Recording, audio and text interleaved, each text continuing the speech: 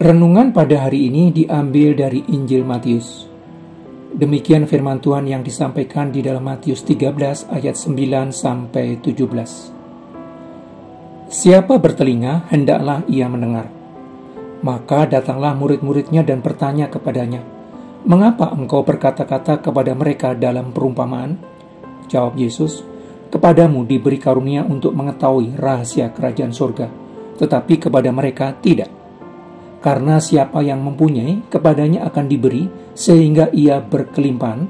Tetapi siapa yang tidak mempunyai, apapun juga yang ada padanya akan diambil daripadanya.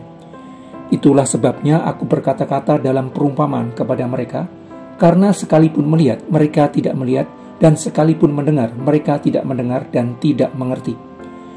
Maka pada mereka genaplah nubuat Yesaya yang berbunyi, kamu akan mendengar dan mendengar, namun tidak mengerti. Kamu akan melihat dan melihat, namun tidak menanggap. Sebab hati bangsa ini telah menebal, dan telinganya berat mendengar, dan matanya melekat tertutup, supaya jangan mereka melihat dengan matanya, dan mendengar dengan telinganya, dan mengerti dengan hatinya, lalu berbalik, sehingga aku menyembuhkan mereka. Tetapi berbahagialah matamu karena melihat, dan telingamu karena mendengar. Sebab aku berkata kepadamu, sesungguhnya banyak nabi dan orang benar ingin melihat apa yang kamu lihat, tetapi tidak melihatnya, dan ingin mendengar apa yang kamu dengar, tetapi tidak mendengarnya.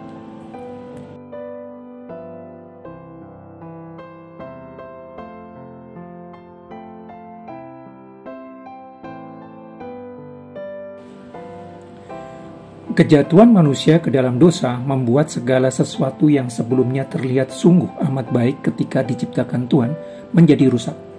Sungguh amat baik berarti sesuai dengan rancangan Tuhan. Menjadi rusak berarti tidak sesuai dengan rancangan awal Tuhan. Dosa berarti tidak tepat sasaran, melenceng dari sasaran yang Tuhan tetapkan ketika menciptakan manusia. Dosa membuat kecenderungan hati manusia hanya berbuat dosa. Kecenderungan hati manusia hanya melakukan apa yang Tuhan tidak kehendaki. Segala tindakan yang dilakukan manusia berlawanan dengan rancangan damai sejahtera Tuhan. Segala tindakan yang dilakukan manusia hanya menghasilkan dosa. Kebiasaan berdosa membuat manusia nyaman di dalam dosa. Kebiasaan hidup di dalam situasi tanpa cahaya kebenaran membuat manusia tidak merasa memerlukan terang bagi hidupnya. Kebiasaan hidup tanpa suara kebenaran membuat manusia tidak merasa memerlukan penuntun dalam menjalani kehidupan. Manusia berada di dalam zona berdosa yang nyaman. Itu sebabnya hati manusia menebal dan telinganya berat mendengar dan matanya melekat tertutup. Dosa membuat hati manusia tertutup lapisan yang membuatnya kehilangan kepekaan terhadap kesalahan dan kejahatan yang dilakukannya. Hati yang merupakan seluruh keberadaan manusia tertutup oleh lapisan dosa yang tidak bisa ditembus oleh pisau moral. Telinga yang merupakan indera pendengaran tertutup oleh kerak dosa, tidak bisa dibersihkan oleh cotton bud ritual ibadah yang membuat manusia tidak bisa mengerti kebenaran Tuhan.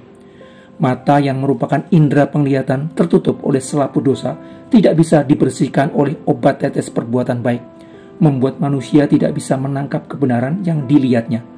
Manusia tidak bisa lepas dari kuasa dosa yang menjeratnya dengan kekuatan sendiri. Diperlukan uluran tangan dari kuasa maha besar untuk melepaskan manusia dari cengkeraman dosa. Karena itu, Tuhan yang menciptakan alam semesta dan segala isinya, termasuk manusia, menarik sebagian warga dunia supaya datang kepada Yesus Kristus dan memberikan anugerah menjadi warga kerajaan surga. Itu berarti warga kerajaan surga adalah warga kerajaan dunia yang mendapatkan karunia, ditarik datang kepada Sang Raja kerajaan surga. Karunia berarti hadiah, pemberian gratis tanpa kontribusi apapun dari orang yang menerimanya. Orang-orang yang ditarik datang kepada Yesus Kristus ini diberikan karunia untuk mengerti perkataan Yesus Kristus, Sang Raja kerajaan surga. Karena pengertian merupakan elemen utama dari hikmat Allah. Mengerti rancangan damai sejahtera Tuhan bagi kehidupan merupakan langkah awal. Mengerti cara menjalani hidup sesuai rancangan Sang Pencipta kehidupan merupakan elemen yang tidak bisa dihilangkan. Mengerti prioritas pilihan dan tindakan merupakan keharusan supaya bisa menjalani hidup benar sesuai rancangan Sang Pencipta kehidupan. Dengan mengerti perkataan Sang Raja Kerajaan Surga, orang akan mampu menjalani hidup benar, hidup sesuai dengan rancangan Sang Pencipta kehidupan. Dengan mengerti perkataan Yesus Kristus, orang akan memperoleh hidup yang berkelimpahan. Tidak semua manusia ditarik datang kepada Yesus Kristus. Tidak semua orang yang ada di dalam gereja adalah orang yang ditarik datang kepada Yesus Kristus. Itu sebabnya tidak semua orang yang menyebut dirinya Kristen memiliki ketertarikan mendengar perkataan Yesus Kristus. Mereka sudah merasa cukup setiap minggu mengikuti ritual ibadah di gereja. Tidak semua orang yang setiap minggu mengikuti ibadah di gereja memiliki keinginan untuk mengerti perkataan Tuhan yang didengarnya. Mereka sudah merasa cukup setiap minggu bernyanyi bersama di dalam gereja. Tanpa keinginan untuk mendengar suara Tuhan, tidak aneh kalau mereka melihat dengan matanya namun tidak menanggap dan mendengar dengan telinganya namun tidak mengerti. Tanpa keinginan untuk mengerti perkataan Sang Raja Kerajaan Surga, tidak aneh kalau mereka tidak pernah berbalik kepada Tuhan, walau setiap minggu berada di gereja. Tanpa keinginan untuk mendengar dan mengerti kebenaran Tuhan, tidak aneh kalau mereka mengalami persoalan hidup berkelanjutan yang membuat letih lesu dan berbeban berat.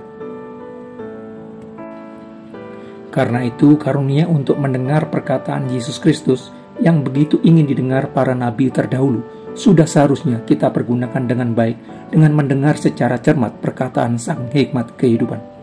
Berusaha untuk terus mengerti perkataan Yesus Kristus yang begitu ingin didengar para nabi terdahulu sudah sepatutnya mendorong kita untuk memahami apa yang dikatakannya supaya hidup berkelimpahan sesuai rancangan damai sejahtera Sang Pencipta kehidupan.